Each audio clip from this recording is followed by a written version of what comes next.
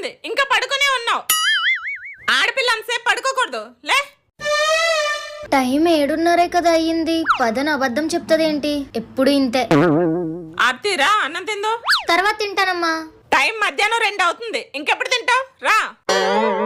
12:30 కదా అయ్యింది. 2 hours later. Time ఎంత అవుతుంది? కార్తీక దీపం సీరియల్ చూడాలి.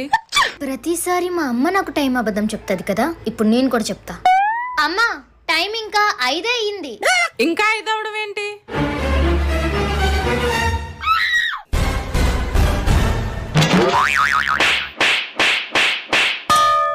ఎందుకు కొట్టావు?